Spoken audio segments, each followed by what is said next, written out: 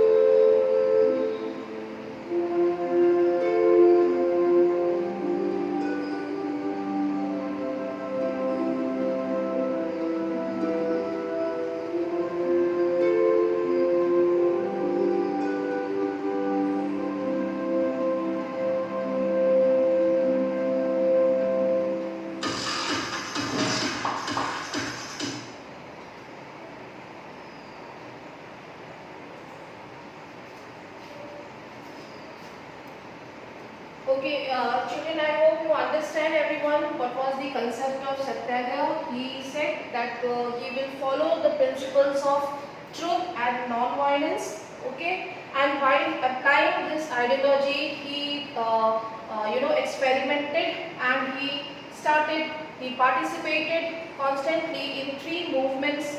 Okay, and he became very popular leader while he got success. ठीक है, जब उनको ये तीनों मूवमेंट जो कॉन्स्टेंटली उन्होंने पार्टिसिपेट किया, एक्सपेरिमेंट था उनका सत्याग्रह का after applying this method in South Africa against racist regime and he got success. Okay, so we have already discussed what was the concept of Satyagraha. Now today we will understand how he participated in these three movements and he became popular. Okay, so first important movement was the Champaran movement, as we have seen in this video, students. Okay, so this first of all I will tell you, please sit along with your NCERT book and underline these important points. Champaran, where it is located and when the movement was started, who was the leader and when Gandhiji participated. Okay, तो 4 questions इस topic से बनते हैं. First of all, Champaran कहाँ पे located है, ये question map पे लोकेट करने के लिए भी आ सकता है. ठीक है, so students, Champaran is located in present day Bihar. Okay, and it was started, this movement was basically started by Rajkumar Shukla. He was a peasant leader, as we have seen in this video. Okay, he started this movement against the British government because the workers, the peasants, they have to grow indigo. ठीक है, Indigo उनको grow करना होता था on their land. Approximately उनका 1/3 part जो है उसमें वो इंडिगो उनको ग्रो करना था and they will produce this indigo at a very low price. They have to give to the Britishers. ठीक है, उसका बहुत ही लो प्राइस उनको दिया जाता है. ठीक है। And we have learn in previous class in class 8 नील क्रांति, नील आंदोलन के नाम से आपने इसे पढ़ा होगा, ठीक है, इंडिगो प्लांटेशंस में, right. And today that is why I am wearing indigo. Indigo colour मैंने आज इसीलिए फ्रंट किया है so that we can understand. आप लोगों को पता होगा इंडिगो क्या है स्टूडेंट्स, पता है कि नहीं पता? What is Indigo? Yes, ma'am. This is the navy blue color. Yes. Okay, so indigo is basically dye color, and it was in great demand in European countries, especially in England and in other countries where they were producing indigo color for dyeing clothes because they were setting up many textile industries. It was the period of industrialization, so indigo was in great demand in European countries. So where they were taking this material, they were taking from their colonies. Okay, so India was one of the colony of Britishers.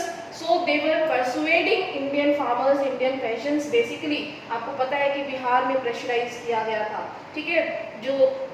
जो farmers थे उनको अपनी 1/3 land पे 3 खटिया system था। 3 खटिया system यानी कि अपनी लैंड के कम से कम 1/3 पार्ट पे उनको इंडिगो ग्रो करना ही है, ठीक है। दिस वाज कंपल्सरी एंड जो वो प्रोड्यूस भी करेंगे उसका बहुत ही लो प्राइस उनको मिलता था। And we also know that one of the side effect that after growing indigo the land became unfertile, you can not grow any other grain, any other crop because it takes nutrients. Okay, तो बहुत सारे इसके side effects भी थे, right? So people were against this system and many other types of taxes were taken by the Britishers from indigo planters। उनसे अलग अलग type के टैक्सेस भी लिए जाते थे, ठीक है। तो ये एक ऑपरेशन एक तरीके से जो था डोमिनेशन था ब्रिटिश गवर्नमेंट का, उसके अगेंस्ट यहाँ पे एक मूवमेंट चलाया जा रहा था जिसको कि चंपारण मूवमेंट कहा गया 1916 में, ठीक है। 1916 में इसको राजकुमार शुक्ला ने स्टार्ट किया। एनसीईआरटी बुक में लिखा है कि 1917 में स्टार्ट हुआ जिसमें कि गांधी जी ने इसमें पार्टिसिपेट किया। तो आप लोग एनसीईआरटी ही फॉलो करेंगे क्योंकि 1916 में लखनऊ अधिवेशन हुआ यानी लखनऊ सेशन हुआ कांग्रेस का, जहाँ पे कि राजकुमार शुक्ला जी ने जो है वो गांधी जी से उनकी मुलाकात हुई, ठीक है। और वहाँ पे उन्होंने उनको इनवाइट किया इस मूवमेंट में पार्टिसिपेट करने के लिए, क्योंकि वो जानते थे उनके जो सत्याग्रह का कंसेप्ट है, ठीक है। और वो एक लीडर वहाँ पे एज अ लीडर के रूप में वहाँ पे उन्होंने पार्टिसिपेट किया था। इस इन्विटेशन को गांधी जी ने एक्सेप्ट किया और ही ट्रेवल्ड टू चंपारण इन 1717, ठीक है। और वहाँ पे उन्होंने इस मूवमेंट में पार्टिसिपेट किया, ठीक है। And when he participated he got threats from the British government continuously. He was summoned by the British government, but इसमें लोगों ने उनको सपोर्ट किया, ठीक है। ऑलमोस्ट 8000 फार्मर्स ने सपोर्ट किया एंड देन जो गवर्नमेंट थी उनको इस एक्ट को यानी जो 3 खटिया सिस्टम था जिसमें कि उनको 1/3 लैंड पे इंडिगो ग्रो करना होता ही था, ठीक है, वो वापस लेना पड़ा। And then new act was passed, ठीक है, in favor of peasants, in favor of indigo planters. So in this way Champaran movement was first experiment in which Gandhi ji participated and he got success, ठीक है। एक huge success उनको मिला इसमें, okay, जो कि उनके लिए बहुत ही पॉपुलर इंडिया में बेसिकली हम कह सकते हैं कि जब 1915 में फर्स्ट टाइम उन्होंने बनारस हिंदू यूनिवर्सिटी में अपीयर हुए, वहाँ पे उन्होंने भाषण दिया था कॉलेज, ठीक है, काशी विद्यापीठ बनारस हिंदू यूनिवर्सिटी, सुना है ना, ठीक है। वहाँ पे वो अपीयर हुए 1915 में ही वो आए थे और 1916 में ही वो बहुत ही पॉपुलर हो गए और 1917 में चंपारण मूवमेंट बहुत ही पॉपुलर हुआ, ठीक है। Understood now? Now look at the second important movement. आपको अपने पीडीएफ अपने चैप्टर के साथ भी रेफर करते चलोगे, ठीक है। Second movement was Kheda movement. Kheda ये कौन सी जगह है, कौन सा गांव खेड़ा है, तो याद रख लो इसको, ये बेसिकली गुजरात में, ठीक है, याद रखना आपको, गुजरात सौराष्ट्र का एक गांव एक जगह है खेड़ा, ठीक है।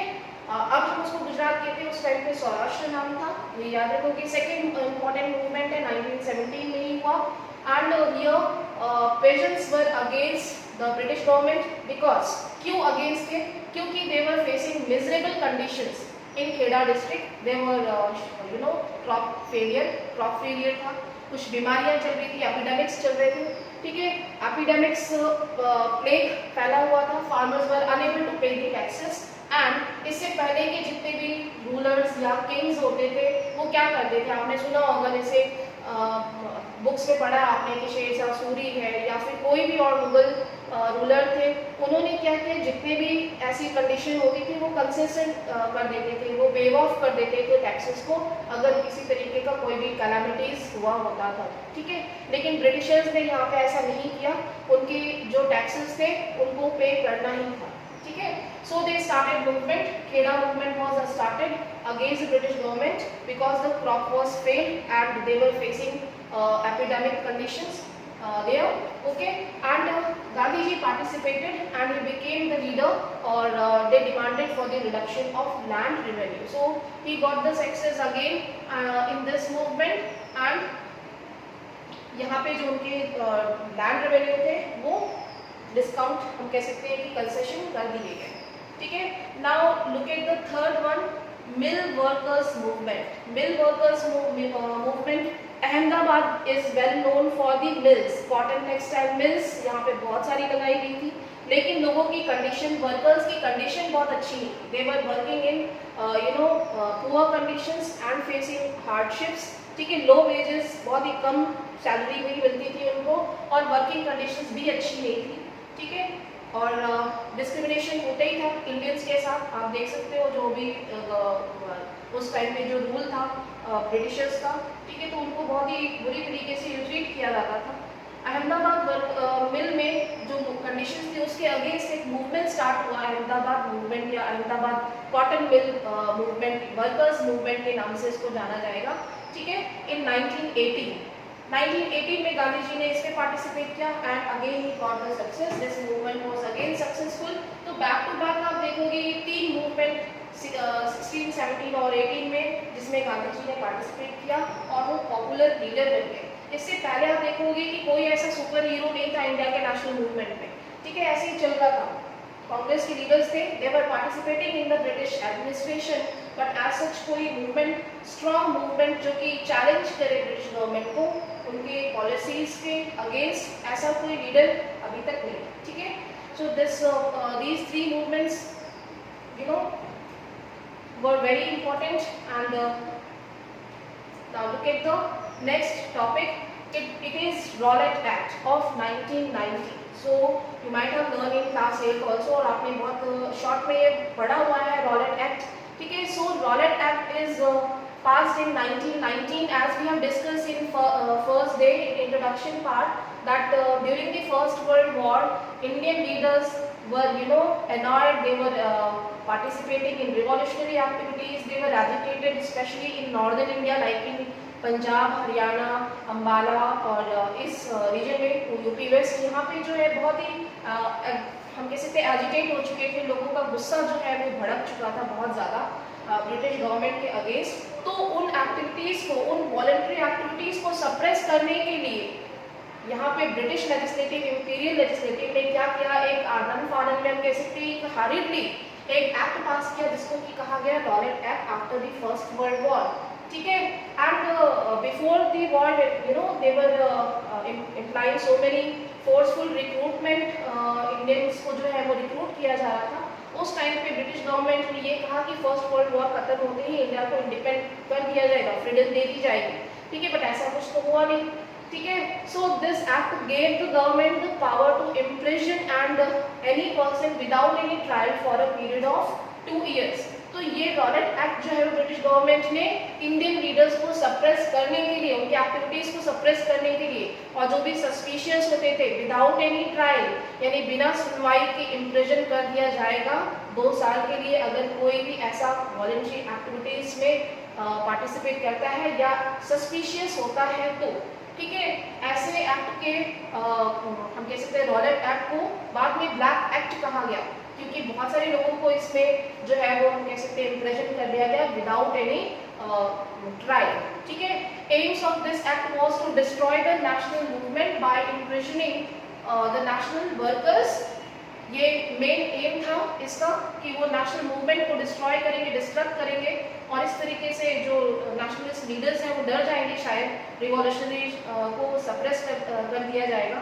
ठीक है, लेकिन ऐसा हुआ नहीं। आपने हिंदुस्तान सोशलिस्ट रिपब्लिक एसोसिएशन का नाम सुना ही है, जिसमें शहीद भगत सिंह और चंद्रशेखर आज़ाद जो उसके यंग जनरेशन थे, ठीक है, they continued their movement against the government and it was considered as a black law, black act, because it was against basic human rights. Okay, if you will refer to the book, I will show you some images. पहले हम इसको देख लेते हैं। What was Rowlatt satyagraha? Gandhi ji organised non violent satyagraha against the Rowlatt act.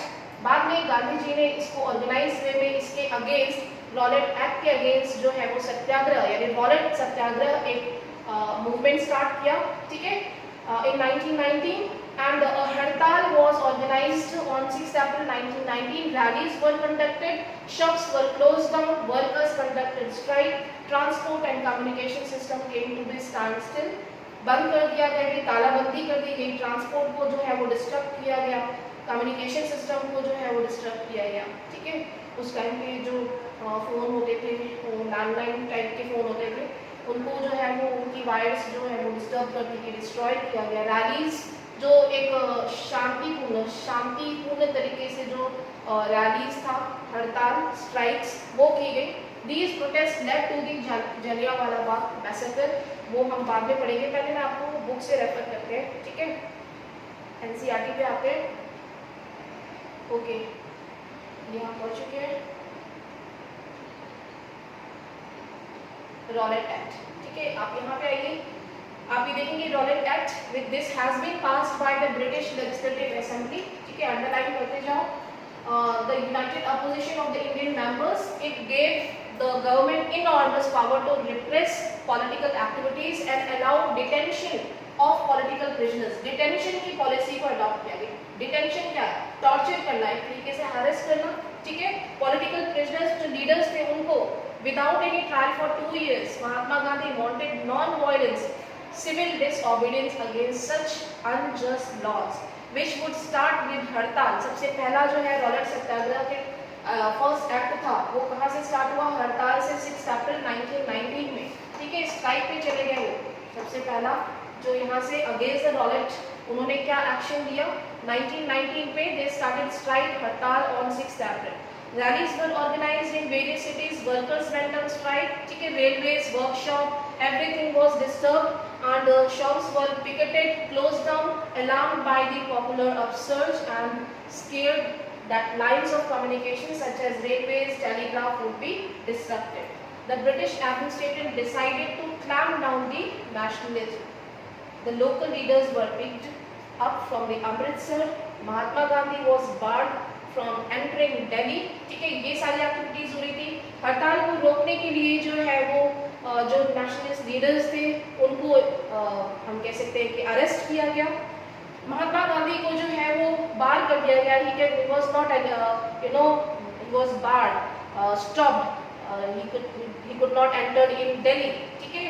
And then on 10th April the police in Amritsar fired upon a peaceful procession, provoking widespread attacks on banks, post offices, railway stations, etc etc, ठीक है। 10th अप्रैल पे जो है वो अमृतसर में peaceful procession जब लोग कर रहे थे तो वहाँ पे पुलिस जो ब्रिटिश जो फोर्स थी, ठीक है, उन्होंने भी अटैक कर दिया और लोगों ने जो है वो बैंक्स और पोस्ट ऑफिसेज, रेलवेज का अटैक किया।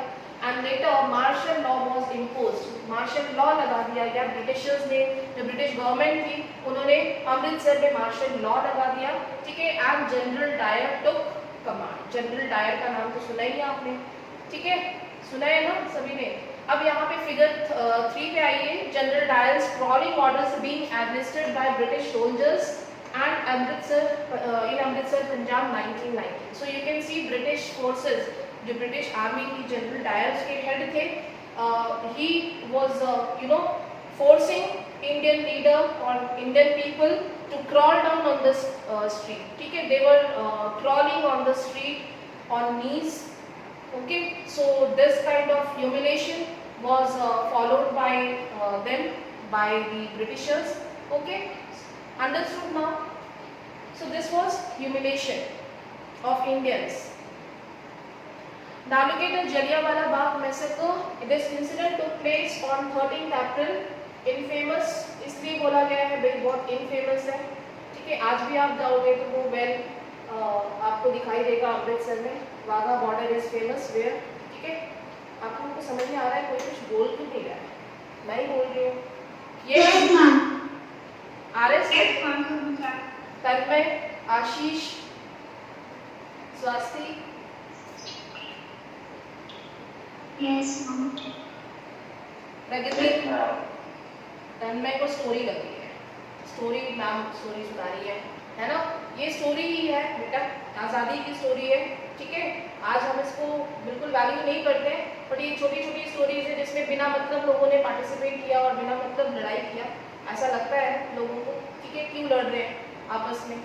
हाँ, यहाँ पे ये इंडिपेंडेंस के लिए लड़ रहे हैं लोग, ठीक है। हमें फ्रीडम चाहिए, हमें फ्री होके रहने दो। क्यों इतनी जो है वो डिस्क्रिमिनेशन है, क्यों इतना जो है वो सप्रेस किया जा रहा है, टैक्सेस लिए जा रहे हैं, ठीक है। अपने कंट्री को चलाने के लिए, अपने इंग्लैंड को इंडस्ट्रियलाइजेशन करने के लिए और वर्ल्ड वॉर में पार्टिसिपेट करने के लिए जो डिफेंस एक्सपेंडिचर था, उसके लिए जो इंडियंस हैं उनको सप्रेस किया जा रहा है, ठीक है। तो ये उसके खिलाफ लड़ाई चल रही है यहाँ पे, ठीक है। आया समझ में? Now come to the PDF again, ठीक है। तो 13 अप्रैल को infamous Jallianwala Bagh incident took place. On that day large crowd gathered in the closed ground of Jallianwala Bagh. Some came to protest against the government new repressive measures. जो इस तरीके की जो Rowlatt act जो पॉलिसीज थी उसके against लोगों ने जो है प्रोसेशन करने का डिसाइड किया।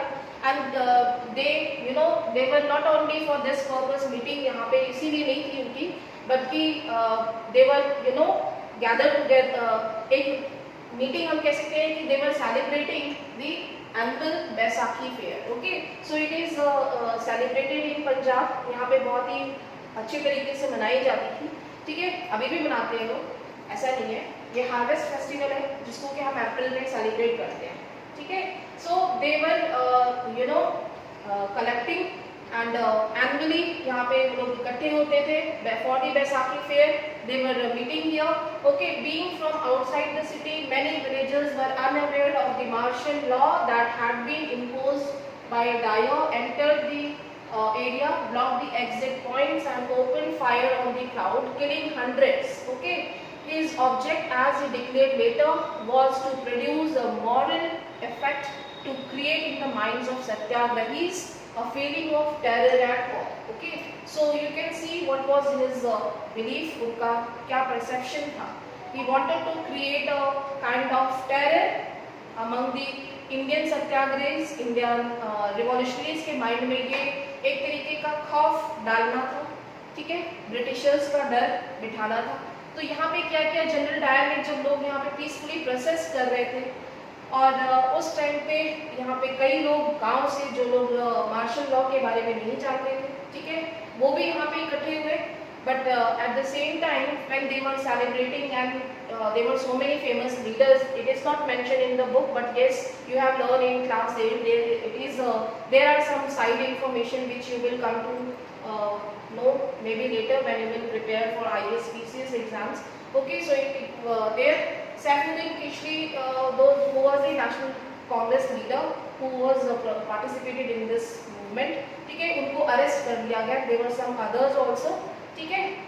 So here these villagers were unaware about the martial law. Martial law क्या है? Students, आपको पता है what is martial law? एक छोटा सा। Yes, ma'am. Civil rights are disabled. Yes. देखो martial law क्या होता है? एक तरीके जैसे धारा 144 लागू कर दी जाती है आजकल। क्या होता है? You cannot, you're not supposed to collect or organize any kind of function, ठीक है? आप किसी तरीके का celebration नहीं कर सकते, ठीक है? आप अगर एक से दो से ज़्यादा लोग दिखे तो that you will be arrested, ठीक है, according to this law। तो मार्शल लॉ क्या है? आपकी फ्रीडम जो है वो खत्म हो गई, मीन्स सिविल राइट्स, ठीक है, सिविल राइट्स जो है वो आपके चले गए। ना आप कोई एक्सप्रेशन कर सकते हैं, ना कोई ओपिनियन दे सकते हैं, ना ही आप कोई सेलिब्रेशन, ना कोई फंक्शन, कुछ नहीं कर सकते, ठीक है। So it is martial law imposed by the British government so that people cannot collect together. यहाँ पे कोई function नहीं कर सकते, ठीक है. General Dyer enter the area, भाई यहाँ पे लोग इकट्ठे हुए तो उसने क्या किया, ब्लॉक कर दिया. उसने एग्जिट पॉइंट जो एग्जिट से इस बाग मतलब समझ में आ गया, ठीक है. जलियांवाला बाग इसको इसीलिए कहा गया कि उसके गार्डन के जो भी पॉइंट्स थे उसको बंद कर दिया एंड ओपन फायर, ठीक है, on the crowd without any information कि भाई मैं आप फायर करने वाला हूँ, आप लोग निकल लो, ऐसा कुछ इंफॉर्मेशन नहीं दिया, ठीक है. which actually resulted hundreds of people were killed in this massacre. इसीलिए इसको massacre कहा गया है. His object, as he declared later, was to produce a moral effect, to create in the minds of Satyagrahi. So that was his main objective. आगे समझ में इतना, ठीक है. Ultimately जो है वो उसका रिजल्ट ये हुआ कि जो जनरल डायर थे उनके ऊपर केस किया गया था इंग्लैंड में, ठीक है. You can see. Yes, ma'am. Understood. Okay. मैंने ये तो समझ में आ ही चुका है, ठीक है. He ordered the troops to fire. The firing lasted for 10 minutes. 10 minutes. Okay. 10 minutes का मतलब आप समझ सकते हो. 10 minutes का continuously fire जो है वो चला. Now many more thousands people were killed and many were wounded. Till that the shots doesn't complete, they will shoot it. Yes, exactly. ठीक है. More than thousands people were killed and many were wounded. This incident is called Jallianwala Bagh massacre.